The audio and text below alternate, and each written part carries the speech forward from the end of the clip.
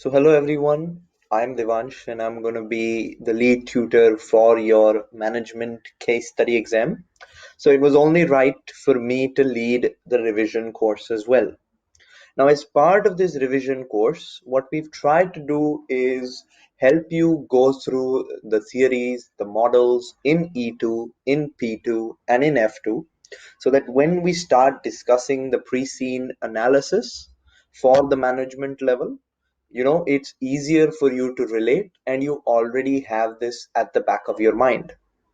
Now, we will also be doing an explanation of the SEMA exam blueprints, which is core areas highlighted by SEMA, as part of our case study pack.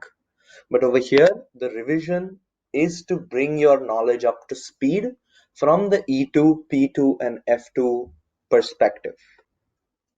So moving on, we will first be tackling E2 and then move on to P2 and then F2.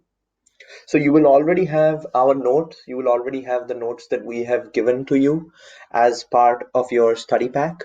So please have your notes open, or if you've printed them, keep them open, or you can just keep a pen and a paper with you and just write down some important points which I might go through.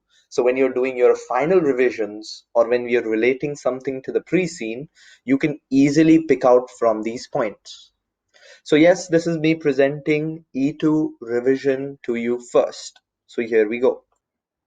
So like I said, we'll move on to the first chapter of E2, which I'll cover in a synopsis and I'll give you the case study perspective of the same. So the first chapter from E2 is called the concept of the business ecosystem.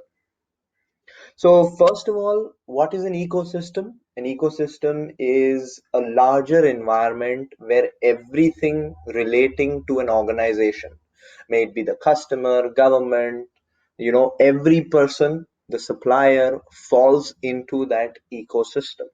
So this chapter is just going to run you through the different aspects that an organization is affected by when it's in business.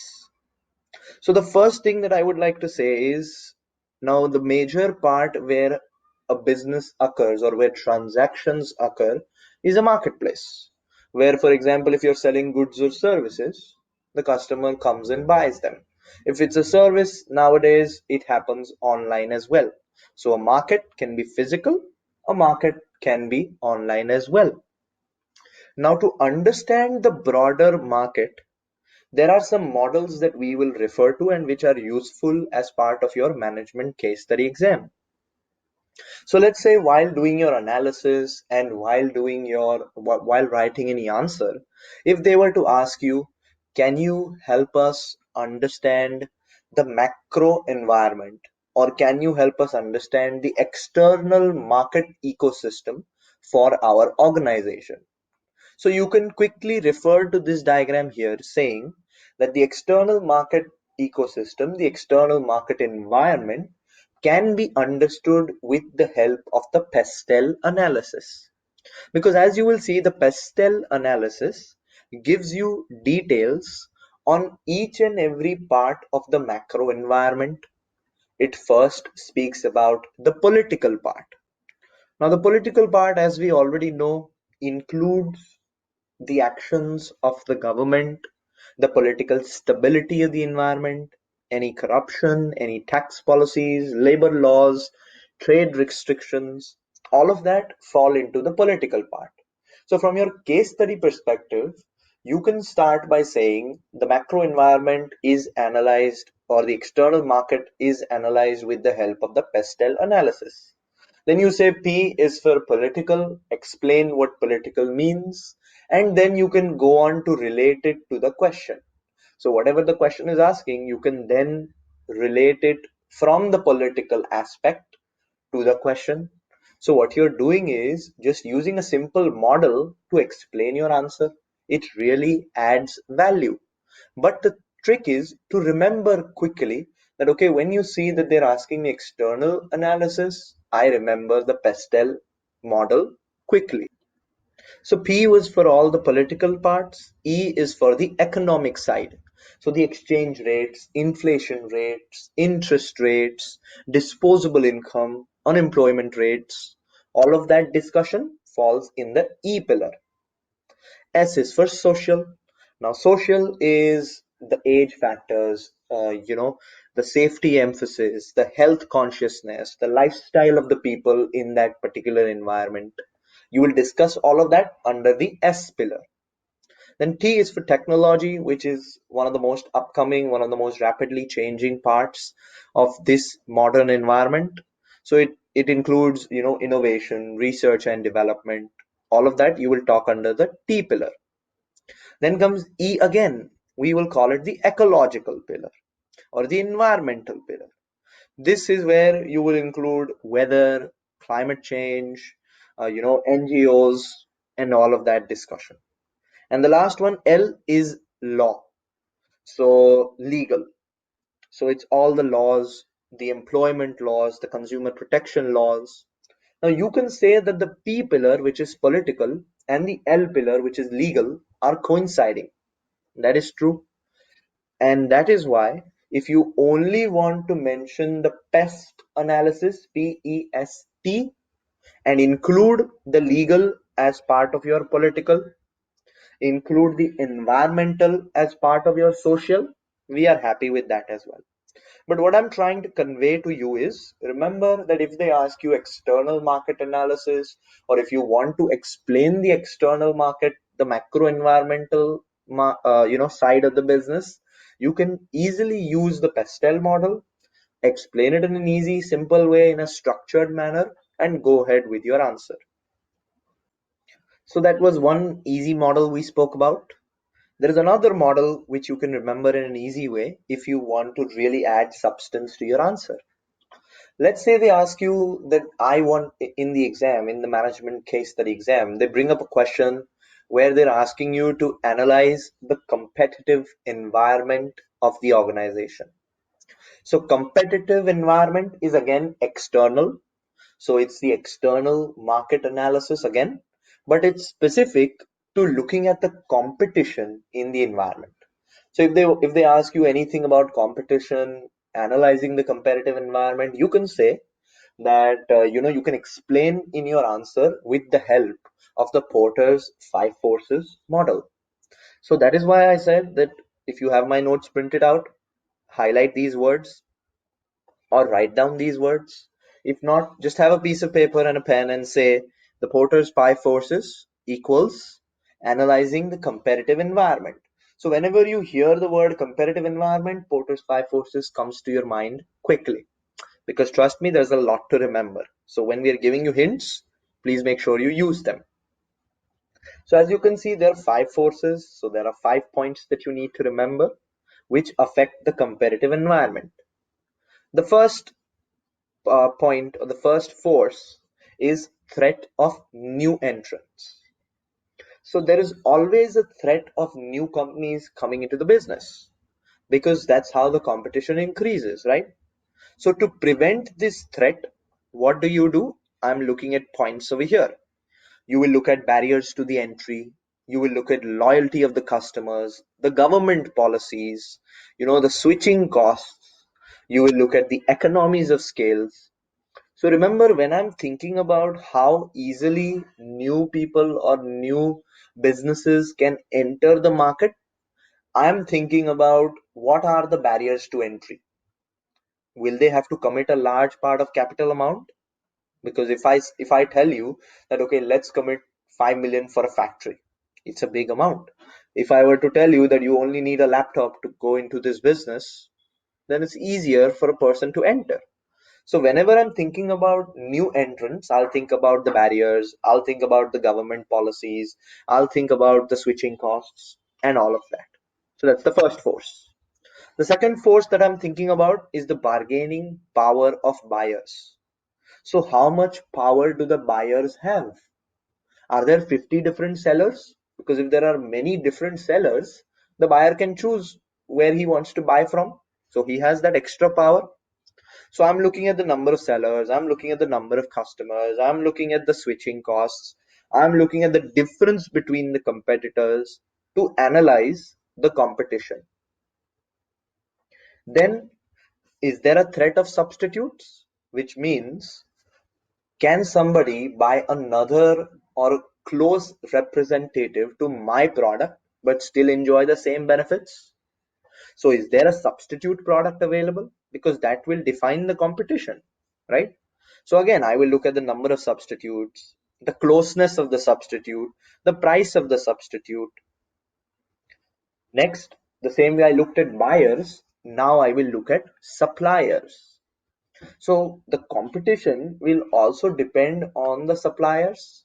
For example, if there are only two or three people selling a pencil, they can define the price, they can define the demand. But if there are 500 people selling a pencil, it's going to be, difficult for the supplier to control the market. So there is the number of suppliers, size of suppliers, uniqueness of the supplier, which I will look at when I'm analyzing competition. And all of these four factors together give rise to the fifth factor. So all of these four factors will combine and then define the level of rivalry among the existing competitors. So if there are already huge amount of competitors in the market, then obviously it's a very competitive market. If there is a huge diversity of competitors, then it's a saturated market. So as you can see, the threat of new entrants, the power of buyers, power of suppliers, and the substitute products combine to give you the rivalry amongst the competitors in the market. So these are your five forces which are defined by Porter and which help you analyze the competition in the market, the level of competition that exists in the market. So two models discussed, we already know what they're used for. Now third simple model that we look at is the generic strategies by Porter. So again, if as part of your answer in the management case study exam, they were to ask you, how can you gain competitive advantage? You can, you can easily state that, okay, for my organization, I will look at the Porter's three generic strategies or the generic strategies given by Porter to help you understand how I can leverage what my organization is good at to generate competitive advantage. So, what you are simply telling them is the three different strategies that you can use to make sure your organization is ahead of the competition. So, the first strategy that we are looking at is the cost leadership strategy. Now, this is a strategy that calls for being the low cost producer in an industry for a given level of quality. So, it does not mean that your quality is bad, but it means that you are producing at a lower cost. So, if you produce at a low cost but still maintain your selling price, you're making a higher profit margin. So the firm sells its product at the average industry price, but it's earning a higher profit margin, and hence you can gain that market share. So that is simply the cost leadership strategy. So you can suggest that I can go with the cost leadership way if I am the best possible producer of that good, so that I can earn that high margin. Then there is a differentiation strategy. So what does a differentiation strategy mean? You are different to what is there in the market. So differentiation strategy calls for the development of a product or a service which is unique, innovative. Nobody's seen it before. Now obviously you do this when it's new, unique, you can charge higher prices. So premium prices. Then there is something called as focus strategy. Now the focus strategy concentrates on a narrow segment, and within that particular segment attempts to achieve either a cost advantage or a differentiation. So for a very simple example, if we take a car maker, a luxury car maker, it focuses on a very small group of rich individuals and then offers its products under a very high price. So they're focusing on one part and then differentiating their product.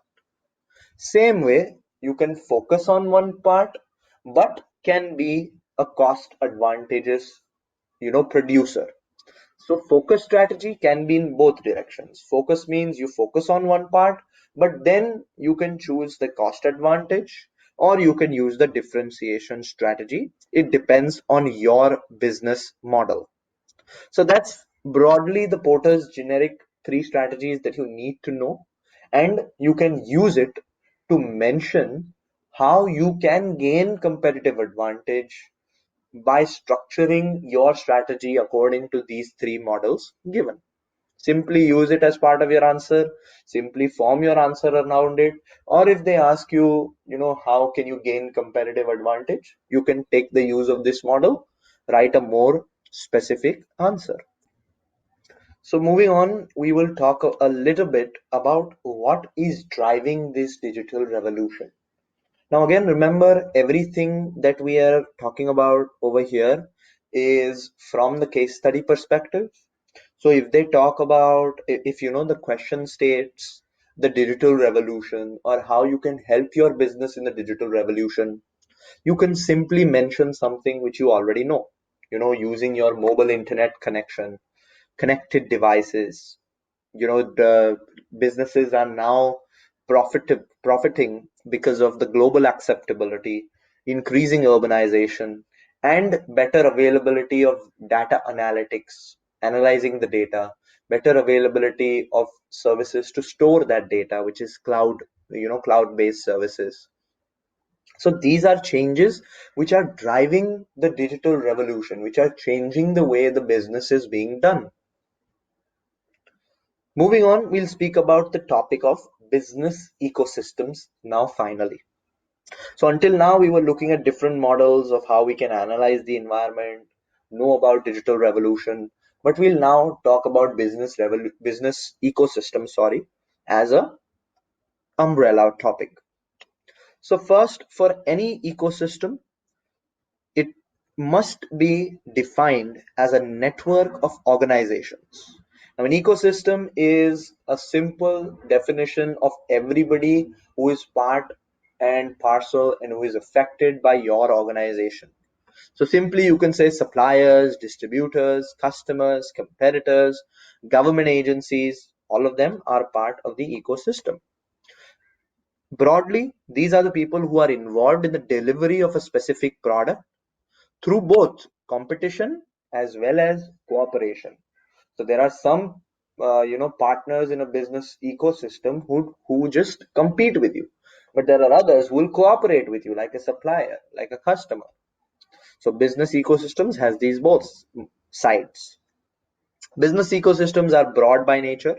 As you can see, they potentially span multiple geographies, multiple industries, can be public, can be private, because nowadays there are so many multinational corporations. So I might be buying from China, buying from India, and that is also then part of my ecosystem. So an ecosystem, as we spoke about, can be, in a different demography, in a different part of the world, and can be a public or a private organization as well. In a less competitive ecosystem, groups such as a government, charity, and a community group might collaborate on health or public policy because each entity has a shared interest and a goal. So broadly, all you need to remember from case study perspective is that every single person who has or comes into contact with your organization is part of the business ecosystem. So now moving on, just to mention once more that your case study exam is not about the specifics and the details. So for example, the question is not going to be that explain the participants of a business ecosystem. No, that can be part of the question, but all you will have to understand is throughout this revision lecture, what we're just trying to give you is simple, easy points that you can remember, mainly the head points, so that if you see a trigger word, if you see a word in the question which links back to any of the revision topics, you can quickly use the model, quickly use the points to give your answer the substance. So, like we spoke about ecosystems, we'll now speak about the participants of an ecosystem. So the participants can be individual players or organizations, and an ecosystem exists because of the participants and the interactions between these participants. So what is an interaction? The interaction is where the product or the service is exchanged.